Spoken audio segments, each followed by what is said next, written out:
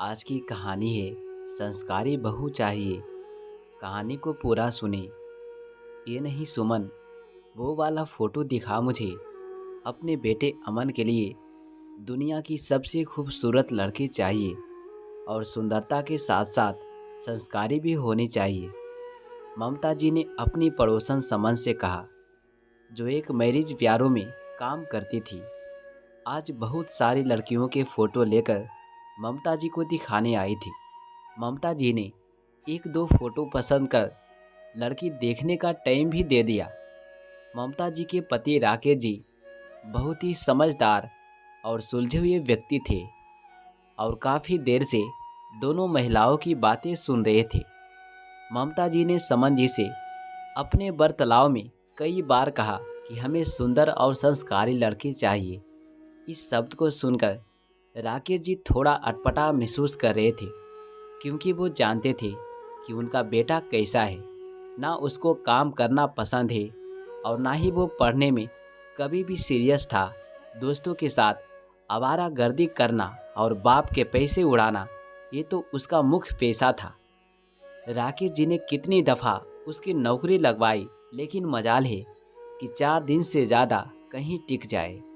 सुमन के जाने के बाद राकेश जी ने ममता जी से कहा, इतनी देर से देख रहा हूँ ममता, तुम गुणगान किए जा रही हो कि दुनिया की सबसे सुंदर और संस्कारी लड़की चाहिए। लेकिन एक बार अपनी बेटे की तरफ तो देख लेती कि वो कितना संस्कारी है। न नौकरी करता है, न अपने भविष्य को लेकर जरा भी चिंता फिक्र है। अभी भी देख लो, घर नहीं आया, कितनी देर हो गई घर से गए। दोस्तों के साथ अयाशी करने में लगा होगा। शाम से रात हो गई, लेकिन अमन अभी भी नहीं लौटा। राकेश जी ने इंतजार करते करते खाना खा लिया। ममता जी अभी भी बेटे का इंतजार कर रही थी। फोन मिलाया तो अमन ने कहा वो खाना खा कर आएगा। किसी दोस्त की बर्थडे पार्टी है। बेटे से बात करने के बाद ममता जी भी खाना खाकर अपने कमरे में पहुंच गई। ममता जी को देखते ही राकेश जी ने कहा, जो सुंदर और संस्कारी लड़की तुम लाना चाह रही हो अपने नवाब साहब के लिए, वो भी तुम्हारी तरह इंतजार किया करेगी। तुम्हारे लाडले का अच्छा लगेगा तुम्हें। हम जानते हैं हमारा बेटा कैसा है, उसके बावजूद हम किसी लड़की का जीवन बर्बाद कर दे, ये तो गलत होगा ना ममता। पति के मुंह से ऐसी बातें सुनकर ममता जी बोली, सुनिए, आप जो कह रहे हैं वो सही है, लेकिन शादी हो जाएगी, पत्नी घर आ जाएगी तो अमन जल्दी घर भी आएगा और जिम्मेदार भी हो जाएगा। अभी लड़कपन है, उसमें एक बार जिम्मेदारी तो पड़ने दीजिए। उसके कांधों पर देखना, मेरा अमन बिल्कुल आपके जैसा बन जाएगा। दुनिया का सबसे प्यारा बेटा और सबसे प्यारा पति। ममता जी की बातें सुनकर राकेश जी थोड़ा शांत हुए।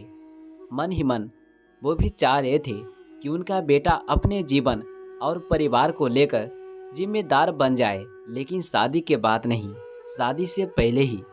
ममता जी की आंख लग गई। 12 बजे दरवाजे पर दस्तक हुई तो राकेश जी गए। दरवाज़ा खोलते रात में कोई नाटक नहीं हो, इसलिए कुछ बोले नहीं, लेकिन अमन से आ रही बू से उन्होंने भाप लिया था कि वो पी कर आया था। रात भर राकेश जी सो नहीं पाए। सोचने लगे कि क्या कमी रह गई उनकी परवरिश में, जो अमन इतना बिगड़ गया। बाप के सामने शराब पीकर घर आ रहा है और उसे कोई शर्मिंदगी नहीं है इस बात की। किसी की बेटी को बहू बनाकर लाएंगे। कितने सपने देखे होंगे उस लड़की ने अपने जीवन साथी को लेकर। अमन तो बिल्कुल भी नहीं है ऐसा लड़का जो किसी लड़की के सपनों का राजकुमार बने। वो किसी की बेटी का जीवन खराब नहीं होने देंगे। इस उम्मीद में तो कदापि नहीं कि शादी हो जाएगी तो जिम्मेदार हो जाएगा। अगले दिन सुमन फिर आई ये बताने की कल लड़की देखने जाना है।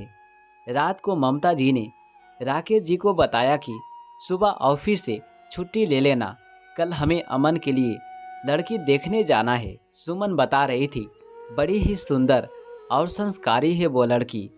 घर परिवार भी अच्छा है, उसके पिताजी भी सरकारी नौकरी है और वो हमारे अमन से भी ज़्यादा पढ़ी लिखी है। राकेश जी उस समय कुछ नहीं बोले।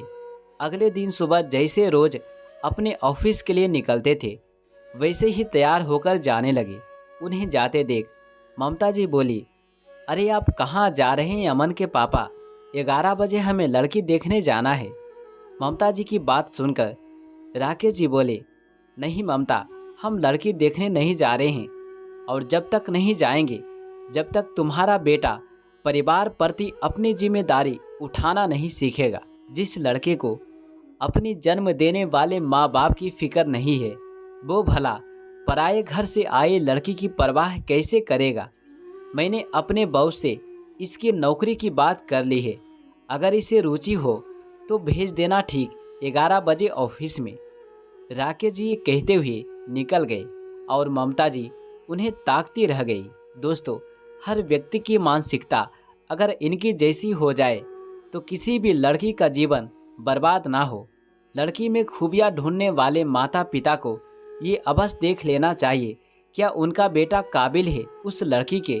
सुंदर व संस्कारी लड़की की चाह रखने वाले माता पिता को अपने बेटे को भी जिम्मेदार और संस्कारी बनाना चाहिए। तो दोस्तों, ये कहानी कैसा लगा प्लीज़ कमेंट करके हमें ज़रूर बताएं।